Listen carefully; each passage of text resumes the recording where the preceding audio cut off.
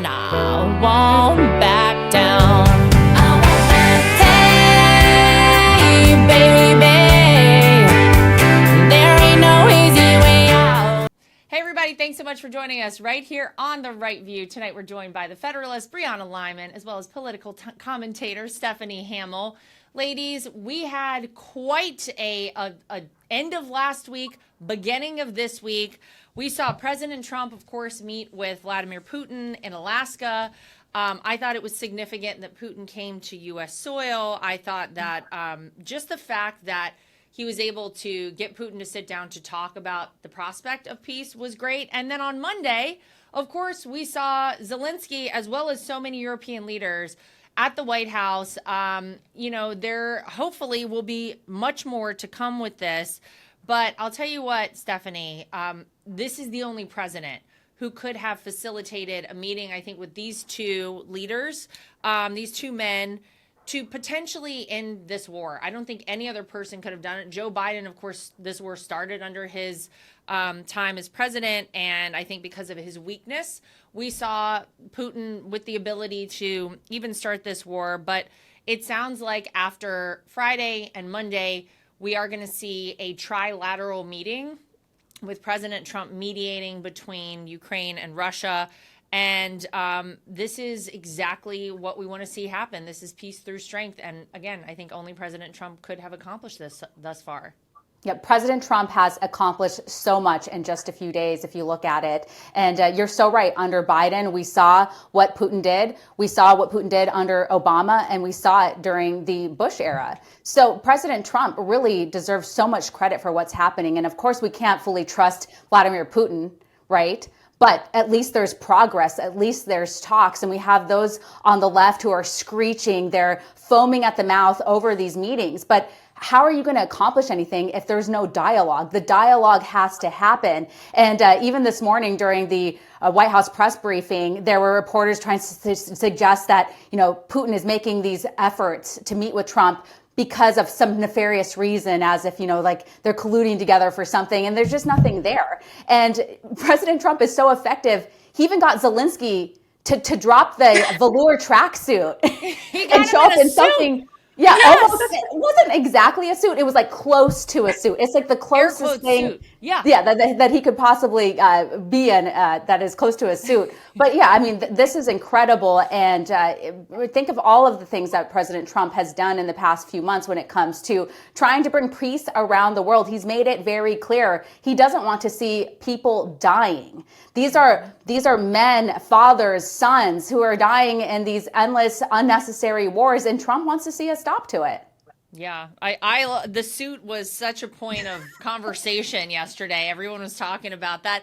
It's some kind of suit. It's not a traditional suit, but yeah. It's the closest to a traditional suit I think we've ever seen Zelensky I think it's symbolic of something that Zelensky's making effort. So I feel like there's something good on the horizon here that, he's buttoning up and being respectful and now willing to actually have a conversation. So I know it's just a suit, but I think it's more meaningful than when we just look at it, totally. At his face. And I noticed, Brianna, Zelensky was very grateful, and he was happy to say it when he was in the meeting with President Trump, right? If you go back to that meeting that sort of went awry, where you had the president, basically having to lambast him a little bit, and you had our vice president there as well saying, listen, you haven't even said thank you. Are you even grateful type of thing? He must have said thank you about 20 times in this meeting they had, and he made it very clear that he is grateful. But I think the fact that you had this meeting and you had, Brianna, all of these European leaders show up as well is very significant. I mean, people really kind of talked like this was not even a possibility like 7 months ago, that it would be ridiculous to think that we could get some sort of a peace agreement between these two countries. And I agree with Stephanie. Look, Putin is slippery. We don't know exactly what he's going to do. To say that, if he's going to say there's a ceasefire, we know he kind of doesn't play that way. But it does sound like that he realizes that maybe there is something more he can achieve if he kind of takes a step back, takes President Trump's offer to kind of just be a little bit more normal at this point. So I feel like we have a very promising future ahead of us with all of this, going on. Yeah, I agree. And if you look at the individuals who's in that now really famous picture of Donald Trump sitting at, at his desk in the Oval Office, the only different person in that photo throughout this conflict is Donald Trump, right? He is the kingpin in all of this. He is the game changer because all of these European leaders, they could have tried to do this over the past 2 years. They could have tried, but they wouldn't have succeeded because they do not have the might that Donald Trump has. So that's the difference. The second thing, and this is to Stephanie's earlier point, Donald Trump is the only leader, at least in my lifetime, that actually has a revulsion and he's repulsed by bloodshed, by war. He does not want to see innocent people killed. And that's very different than the neocons that we've seen running Washington, D.C. for the past few decades. And the last point I'd make is that Donald Trump is the only person who can feel the pulse of the situation. Because what the Washington, D.C. elite don't understand, what they didn't understand in 2014 with Crimea and Obama, what Biden didn't understand, is there is serious geopolitical problems right now in Ukraine and Russia.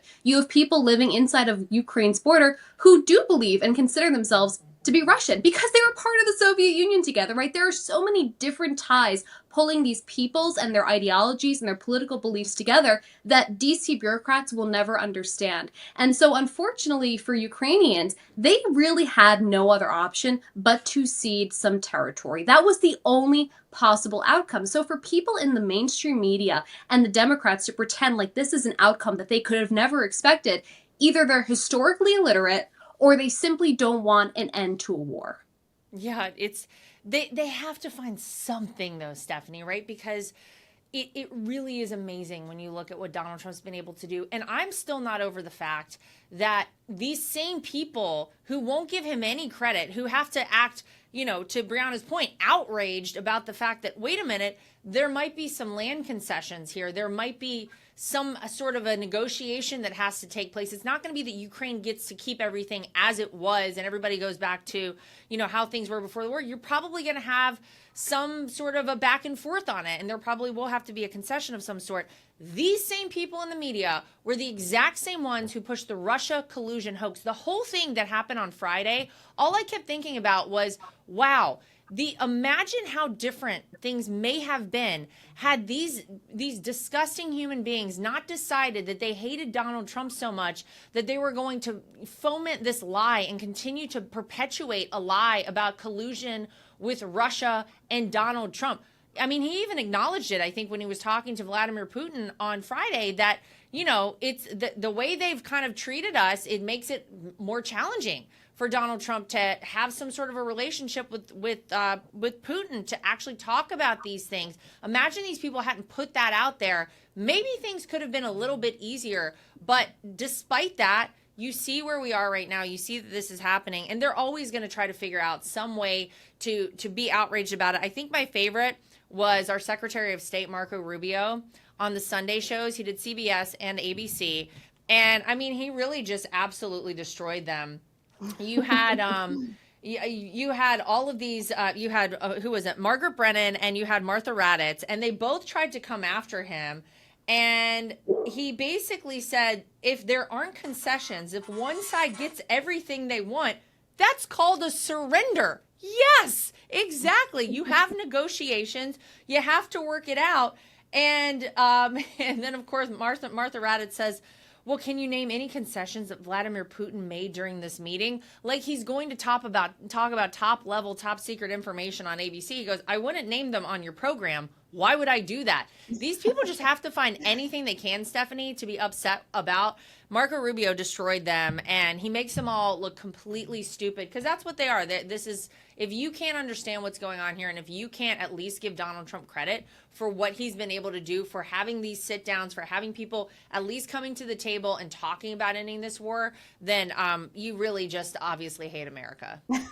Well, it's so funny because there was a moment in that interview where they're like, these world leaders came to back up Zelensky as if, President Trump is some big bully. No, actually, the White House, the Trump administration invited them. Yeah. So Marco Rubio corrected them on that. And, they're just so upset that President Trump is able to do this. And the reason he's able to do this is because he's respected on the world stage. That's why Putin is showing up. But think about what the Democratic Party, the leaders of the Democratic Party and the intel agencies did to Putin. I mean, he has a reason to be very upset. And this is probably why he didn't want to meet with Biden, or there was no effort there, and probably because Biden didn't even extend the olive branch, which was, his responsibility to do so if they actually want to see this war come to an end. And again, I want to point out the fact that Ukraine's not part of NATO. And so Zelensky, when he's coming to the White House, beggars can't be choosers. They're not part of NATO for many reasons. And part of the reason is because it's a corrupt country. And so, yes, we would like to see it come to an end. And there are so many people, Trump supporters, that want to see the purse strings close when it comes to all of the money that is being funneled to Ukraine. And I'm sure President Trump is looking at that closely. And that's an issue important to him, because I know he talked about during the campaign trail. But it's like these people want President Trump to lose. And after watching the White House press briefing this morning, I'm like, maybe they should do an IQ test before they let people in there, because they ask a lot of dumb questions. They're wasting everyone's time. Oh, I think about a test of some variety on a lot of fronts. By the way, I wouldn't mind the IQ test for the press pool there at the White House. I don't mind a cognitive test for our elected leaders, specifically for the President of the United States. We probably could have used that over the past 4 years. That would have come in handy. And I think all the time about the people who have thus far propelled Zoran Mamdani as the likely next mayor of New York City. These are uninformed voters. These are people who have no idea what they're talking about. Maybe they should be required to take some kind of basic civics test and have a basic understanding of how governments function, how cities are run, how the economy works before they get to cast a vote for somebody that outrageous. But I digress. We live in the United States of America, and every American citizen, if they're of age and legal status, is allowed to vote. So one of the things that I hope we see come out of all of this, I hope we get a peace agreement. I hope this is done. But I hope that Donald Trump gets what he deserves. And I would argue that he should have won a Nobel Peace Prize during his first term in office for the historic Abraham Accords. This is something, a peace agreement in the Middle East, people said you would never see happen. Donald Trump did it in his first term in office. No one nominated him. There was nothing happened with that. Of course, we know how these people are. And I don't even know how valuable a Nobel Peace Prize is now. But Hillary Clinton, of course, talked about last week that she would nominate Donald Trump for a Nobel Peace Prize if he ended the Russia-Ukraine war without Ukraine having to cede any territory. Well, that, I think, Brianna, we all know, as we just discussed, is probably not going to happen. So it's almost as though she set him up so that it was an impossibility to begin with. And my question, too, to Hillary is, are you feeling a little bit of heat after DNI Gabbard released all of the information that pointed to one group of people colluding with Russia, one campaign colluding with Russia in 2016? It was not the Trump campaign. It was the Hillary Clinton campaign, where all of the Russia collusion hoax originated, was Hillary Clinton and her campaign, the Steele dossier. Remember all that? Maybe she's feeling a little bit of heat, Brianna. I don't know. But the fact that she acknowledged that if he ends this war, he deserves a Nobel Peace Prize, I'll take that if we can get rid of her caveat to the whole thing. Yeah, it's hard to ignore the connection that you just laid out, that the fact that the hammer is being brought down. Could she be under that hammer? That remains to be seen in terms of what the Department of Justice may or may not do. That being said, I think you made a great point. The fact that she made it a caveat, right? He deserves a Nobel Peace Prize if there are no land concessions. She knows, as well as anybody out there, that there is no end to this war without concessions. And unfortunately, even if the Ukrainians deserve to keep all parts of their land, they are not the one with the cards in their hands. Russia is the one with the cards in their hands. And despite what the media wants to tell you that Russia's losing this war badly, they're still in the fight. They're still a superpower. Ukraine does not have might on its own without the backing of other nations. And Donald Trump cannot look the American taxpayer in the eye and say, you're going to keep funding this endless war. So he's doing what is his bread and butter. That is negotiating. And unfortunately, someone always loses something in negotiation. But you know what they both gain? They gain an end to this war. So it's really irresponsible of Hillary Clinton to make that point, because it almost signals that peace is not worth peace if Ukraine loses some land. But I would say that peace is worth peace if lives are saved. And that's the bottom line of all of it. Yeah, we got to stop the killing, as the president says, Stephanie. I mean, you've had hundreds of thousands of lives lost in this war. You've had millions of casualties, injuries. I mean, people who'll never be the same. It's just, it's got to stop. It's got to end. My favorite, though, was when some reporter, I think on Air Force One, asked President Trump about Hillary's comment saying that she would possibly nominate him for the Nobel Peace Prize. He goes, I may have to start liking her again. It's just like, after all that Hillary Clinton put Donald Trump through, after, again, the origin, and literally she is ground zero for Russia collusion. It would not have started in this way had Hillary Clinton and her campaign not facilitated all of this. There are emails that prove that she knew exactly what they were doing. She okayed it. She was fine with them pushing all the nonsense and the fake information out to the media and trying to perpetuate this lie. This is where it started, right? The whole thing to me is just amazing that Donald Trump can now look and joke about it, about Hillary Clinton. I absolutely love it. I think it's great.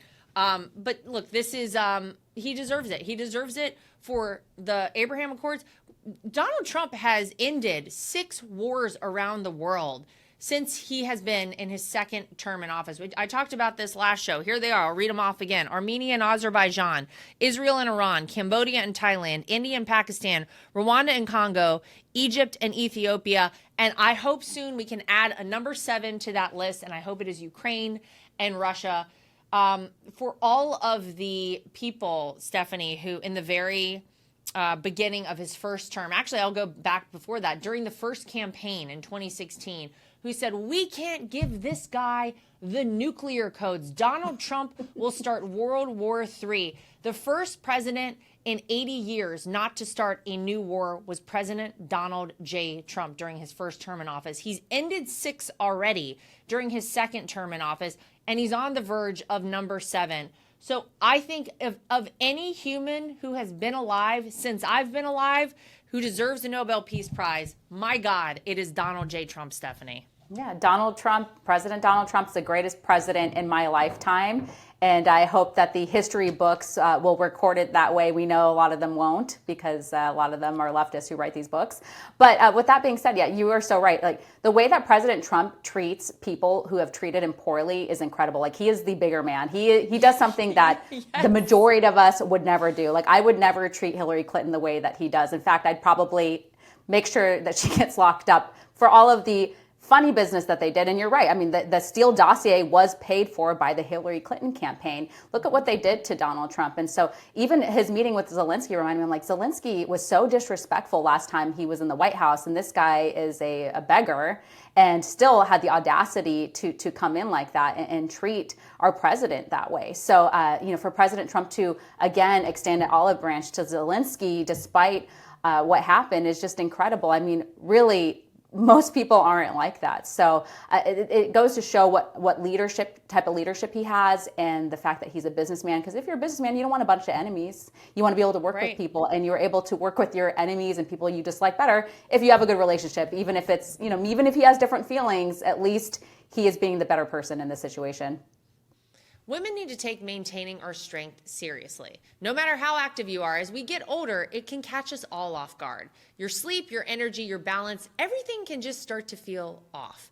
I started using the Juvent Micro Impact platform when I learned how quickly women start to lose bone density, especially in our 40s. The Juvent Micro Impact platform, however, supports your body's natural ability to rebuild bone density, circulation, and even stem cells.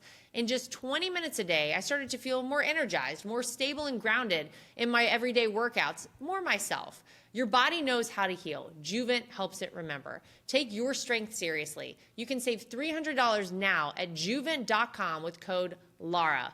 A major retail chain just canceled a massive order, leaving MyPillow with an overstock of classic MyPillows. And now it's your gain. For a limited time, MyPillow is offering their entire classic collection at true wholesale prices. Get a standard MyPillow for just $17.98. Want more? Upgrade to queen size for only $22.98 or king size for $24.98.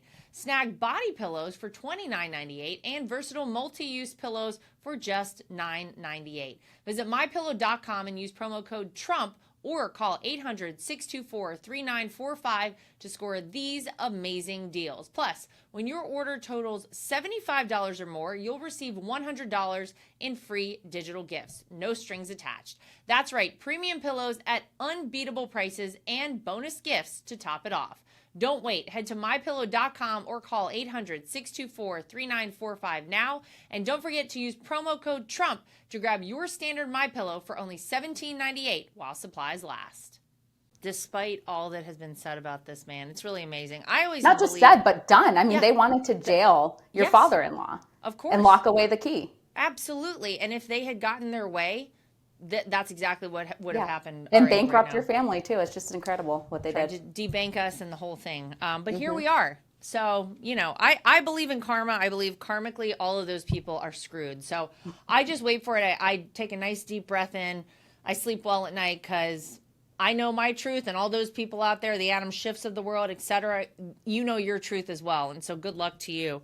One of the things that Donald Trump has called for an end to that was a complete nightmare and a fiasco in 2020 is mail-in voting. Now, having been the former RNC co-chair, I will tell you that it is incredibly challenging to ensure free, fair, and transparent elections. That was my entire charge during the last campaign. We worked incredibly hard at election integrity, and mail-in voting, I will say, is a huge problem. Now, if everyone remembers 2020 under the guise of COVID, everybody had to get involved with the mail-in voting. That was the way they said you could safely do it, but there was nothing nefarious, Brianna, that was going to happen with anything as it related to mail-in voting. I think we saw major issues with that entire system. So here's what President Trump says. He says, I'm going to lead a movement to get rid of mail-in ballots. And also, while we're at it, highly inaccurate, very expensive, and seriously controversial voting machines, which cost 10 times more than accurate and sophisticated watermark paper, which is faster and leaves no doubt at the end of the evening as to who won and who lost the election. He says we are now the only country in the world that uses mail-in voting.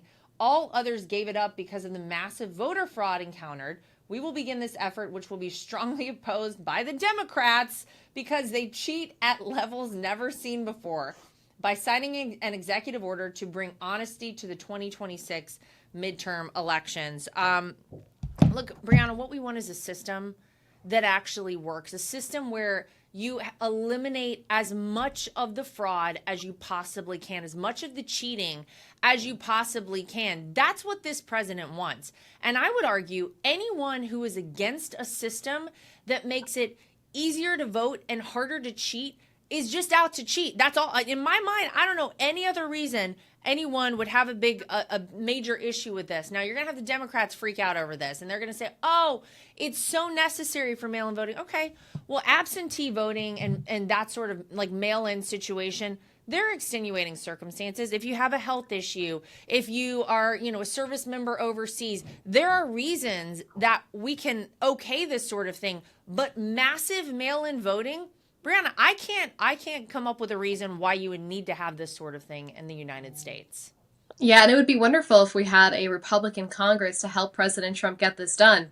But I think when you talk about mail-in voting, it's important. One of the biggest, I don't want to call it conspiracy, one of the biggest lines floating around X right now is, what are we going to do about the military members? Well, absentee Uokava voting is not the same as mass mail-in voting, right? Donald Trump is clearly separating the two. When it comes to mail-in voting, one of the biggest problems we've seen in both the 2020 election and 2024 election is how every state has its own set of rules. Some states you could be missing a postmark, missing a date, missing a signature, and it could come in days after. Days later, you can come in a week after. Exactly. Yeah. And so nobody who cares about the sanctity of an election could genuinely say with a straight face that mail-in voting helps make elections more safe and secure. I can think of a few examples off the top of my head. Just this week in Hamtramck, Michigan, you saw a really close race in which allegedly a few people, including one of the guys running for re-election, was caught on video allegedly stuffing ballots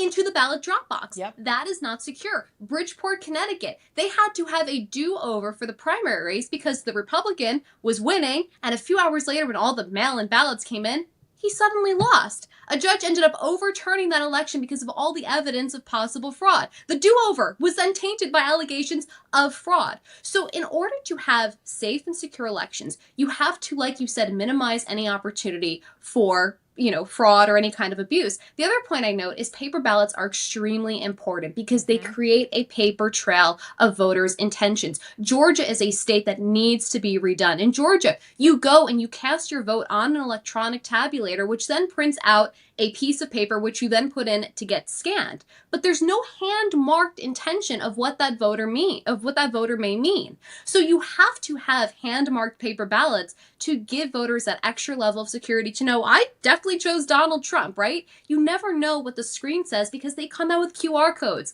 I can't read a QR code. You can't read a QR code. So Donald Trump is on the right track. I hope Republican Congress will work with him to get this done before the midterms because that's what they're there to do. And hopefully we'll have secure elections going forward. I mean, I think we have to. Stephanie, we have to do this. This is, you're not always going to have a Donald Trump and an RNC like we had for the last election, to be really honest. And we didn't have it in 2020. And I won't throw shade at anybody, but I'm telling you, when I say we had to work incredibly hard to ensure that we kept the cheating to a minimum, and they always cheat. There are always people who are going to cheat out there. I mean, we had to work really hard.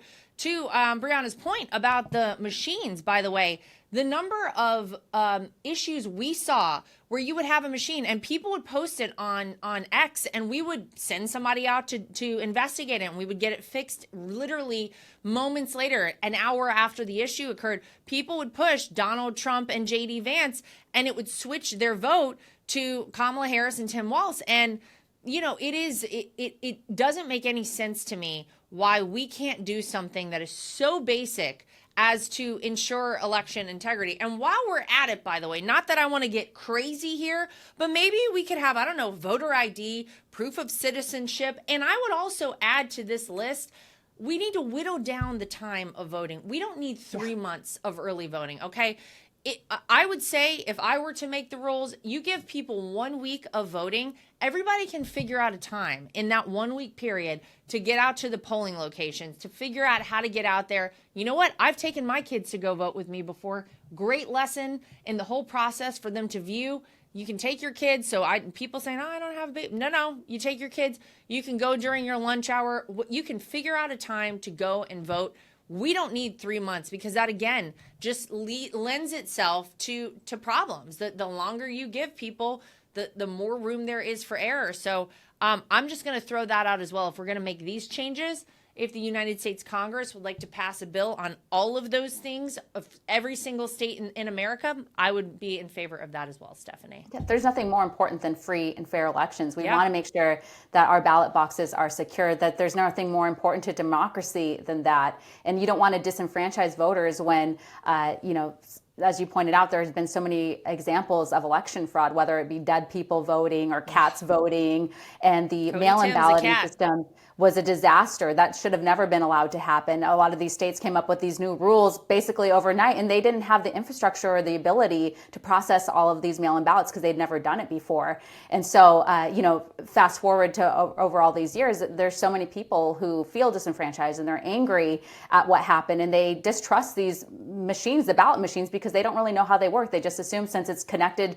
to the internet, and it's a computer system, that those can be manipulated. And as you pointed out, if you have a paper ballot and a track record of that, then there won't be any questions over it. And so you will know that there was a free and fair election. So I really do hope that the Trump administration and that Congress is able to get this through because it's important. And as Brianna pointed out, or maybe it was you, Lara, that this is the time to do it because we're not going to have Donald Trump in office, this, a person who can make changes like this and get people on board for it. So I really do hope that it happens. Although my favorite, just to go back really quickly to Monday at the White House with all the European leaders, when the president took all these people into his, it's kind of like a little side office he has on the side of the Oval. It's kind of where he eats lunch and hangs out.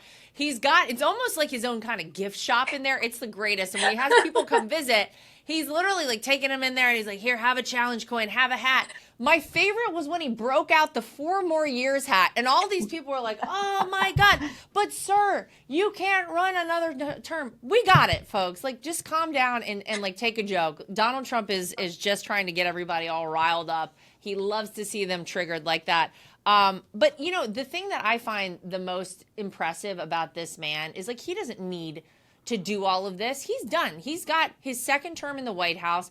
He could say, you know what, I'm going to focus on being the president of peace, which he's clearly proven he is thus far. I'm going to be the president who shuts down the illegal immigration and secures our borders. I'm going to be the president who gets our economy back up and running and brings down inflation. I'm going to be the president who brings safety and security to our streets. But he's also saying, you know what, I'm going to right the wrongs that people have allowed to happen for so long, like our erroneous and very challenging voting system here in the United States. It just has opened itself up to fraud and cheating, and we've got to stop it. So I give him a lot of credit because he doesn't have to do it.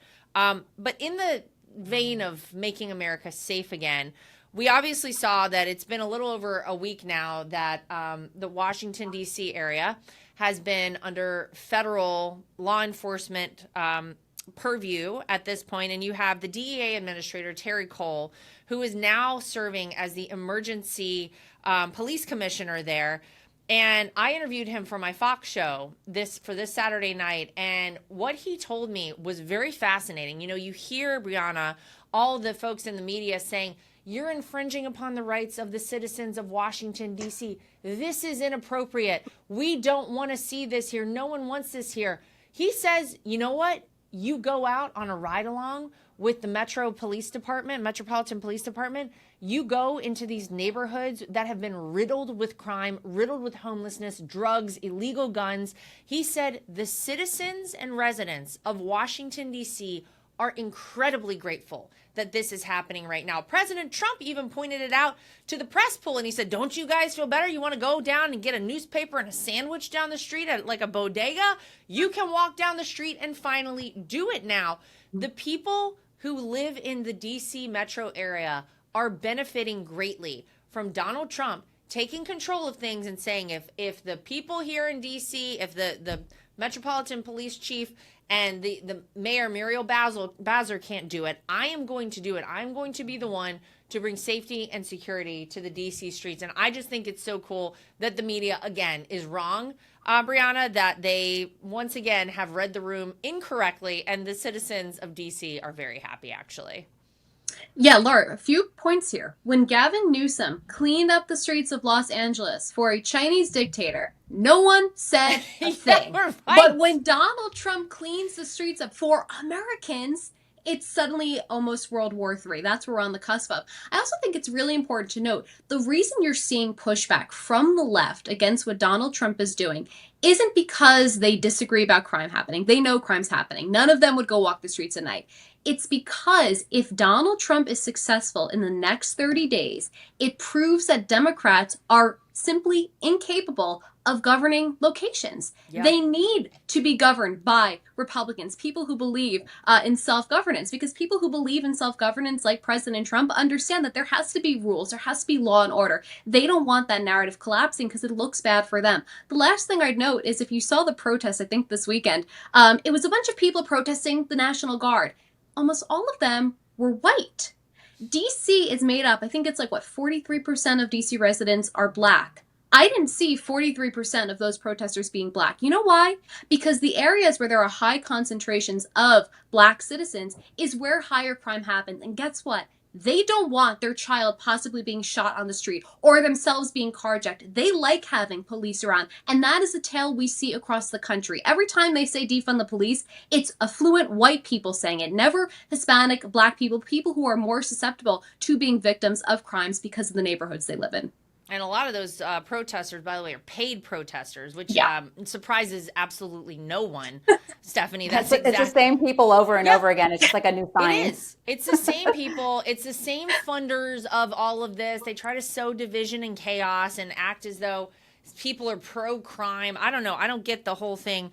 But, you know, you look around the country at the least safe cities, they are all run, I think to Brianna's point, by Democrats, all of them.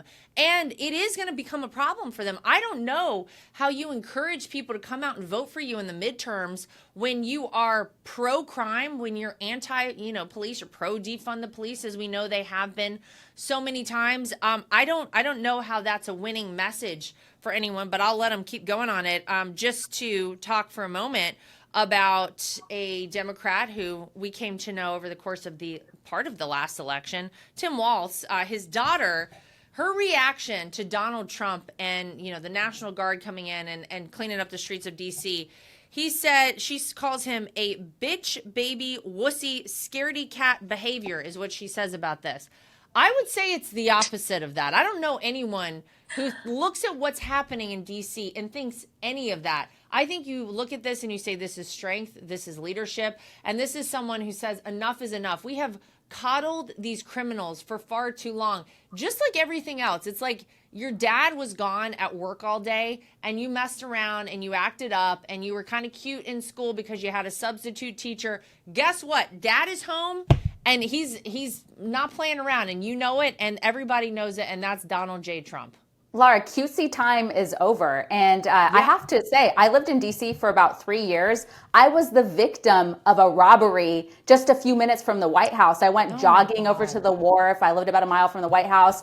I came back, I saw a group of black teenagers. They looked, you know, like they were acting pretty strange. I was like, oh, you know, I'm sure it's fine. And then all of a sudden they swarmed me and stole my iPhone out of my hand while it was unlocked. I had all my credit cards, my personal photos, my personal emails, everything. My whole life was on that cell phone. I am so lucky that nothing worse happened, but it was one of the most terrifying things I've ever experienced. I still have like almost like PTSD from it to this day. I have to keep my head on a swivel because I always feel like somebody's going to attack me like those teenagers did. And the police showed up, nothing happened, nobody was caught. And you know what the saddest thing was the group of kids, some of them looked like they were 12 or 13 years old. They were with the older guys, crimes. And they send the young guys in to do the dirty work because they know nothing will happen to them.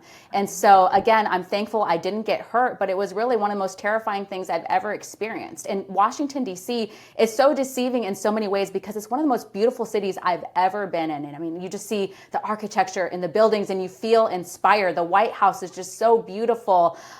You know, everything about it is just amazing. And then, you know, the hidden secret is that it is actually very dangerous. And if you think that you're not going to be a victim, you're wrong. I always thought, oh, you know, it wouldn't happen to me. I'm sure there's crime, but that has nothing to do with me. But every day you're walking past, you know, people that have serious mental illnesses. And I do have compassion. I feel bad for them. They need to be put into mental institutions. They need to be taken care of. The streets is not their home. Another example was, must have been a mentally ill person, set up a tent right in front of my building, and he had a disco ball and speakers and lived there for 3 months and nobody did anything. There were crack deals going on behind my patio where I lived. I mean, it's just pretty sickening. And so, I'm so thankful that the Trump administration is cracking down on this. I think since they implemented the new rules, some 435 people have been arrested. There's been over, a couple dozen illegal guns confiscated. And just one more point on the DC thing.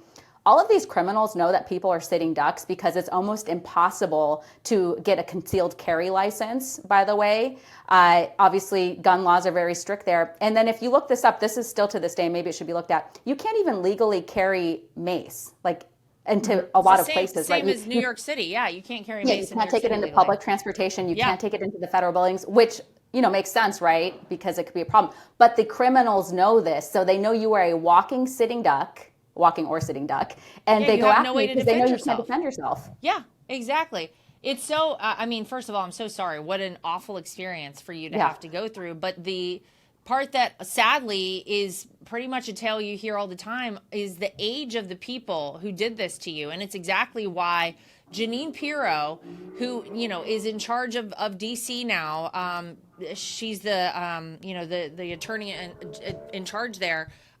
She is making sure, and she's trying to, alongside President Trump, lower the age by which people are charged as adults, because she says what happens there is that you have these people come in and they know that they're just going to be, push through the system. They're not actually going to go into any sort of criminal court. They go through family court because they're minors. So the gangs know this. All the people who want to, commit the carjackings and all of the major theft and do all of this, awful criminal behavior, they know that if they get these kids who are 15, 14, 13 years old to do this stuff, then they're going to get off scot-free. There's no problem with it. So they're trying to lower the age by which, you can actually charge somebody there in the DC area. And I think that's going to be a very important part and component of all of this. Just before we go, speaking of, I guess we'll call it law enforcement, although a person who maybe should have been stripped of all of his titles very early on, James Comey.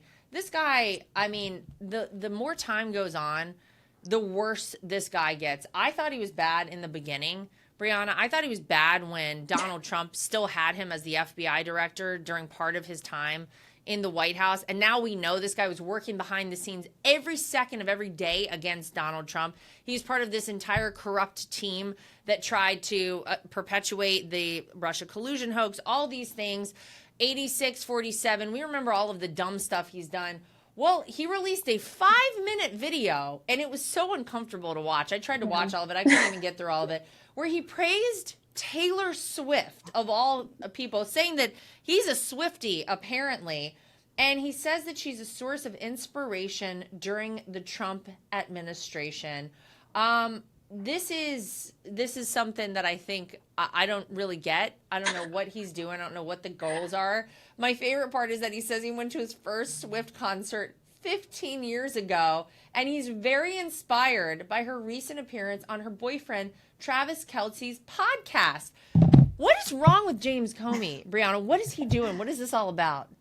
I feel like this is part of a ploy in which he's trying to make himself seem insane, which it's working. Yeah. That way, in case there's charges brought against him, he could plead insanity and get out, because there's no other reason why a grown man, I'm not even a Swiftie at all. I don't think Taylor Swift is that talented at all. No, whatever. So, have your political views, Taylor. I just the music's not really for me. It's really not good. And so for James Comey, the reason he's doubling down on this is because I think part of it's the insanity plea. The other part of it is there's such a large following for Taylor Swift. It might be easier to kind of get some favor from the left if he's like, hey guys, I'm also a Swiftie and I'm also in trouble by the Trump administration. That's just more reason for them to come along. And I think that the really big takeaway here is that James Comey does not get enough scrutiny for 8647, for his role in the Russia collusion hoax, that he deserves. And I think the one thing I hope to see from the Trump administration before 2028 is accountability. The left will tell you it's retribution. It is accountability, because justice must be served when people not only try to break the law, but undermine a duly elected president in order to legitimize a Clinton-funded lie. So I hope to see James Comey on the list of people held accountable. I don't know what that'll look like, but there needs to be accountability, and I think he's trying to get his insanity case built up. He is building himself one heck of an insanity case. I will say that.